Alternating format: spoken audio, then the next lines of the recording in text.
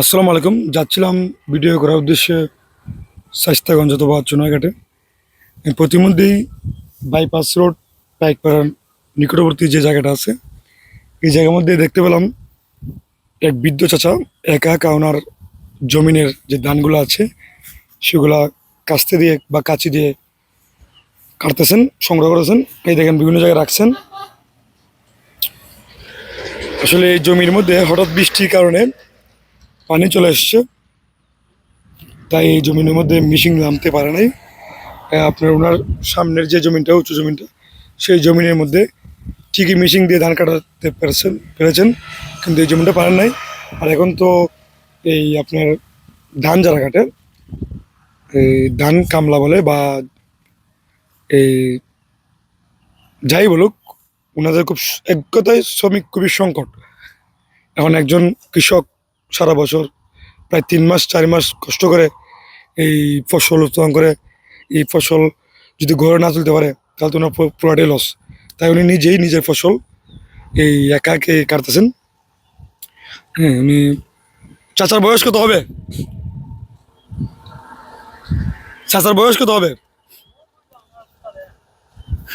আনুমানিক ওনার বয়স 60-65 এরকম হবে। হুম। চাচাটিকে আপনি নিজের জমিন নাকি? নিজের জমিন? হ্যাঁ, ওইটা আসলে একটা পতির জায়গা। উনি এই জায়গায় ধান রোপণ করেন। রেলের জায়গা।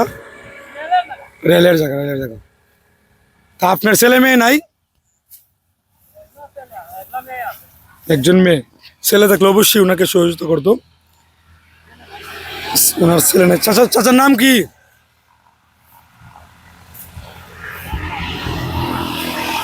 চাচা সম্ভবত পাইক। আপনার গ্রাম কি পাইকপাড়া?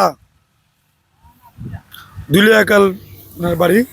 পাশে একটা এই ইন্ডাস্ট্রিজ আছে, এটার পাশে ওনার জমিন। ও, চাচা আসলে দুঃখ প্রকাশ করেছে, উনি এই বয়সে এই সরকারি কোনো সুযোগ সুবিধা পায় না বলে বারবার বলতেছে। চাচার চাচার নাম বলেন। নাম? ওনার নাম নুরুল হক। যাই হোক ভিউয়ার্স, আমার দেখে খুব কষ্ট লাগলো। উম, উনি একা একা এখানে ধান কাটতেছেন।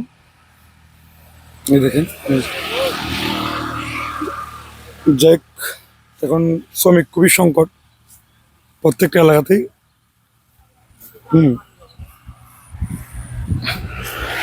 যাই হোক, ওনার জন্য দোয়া রইল।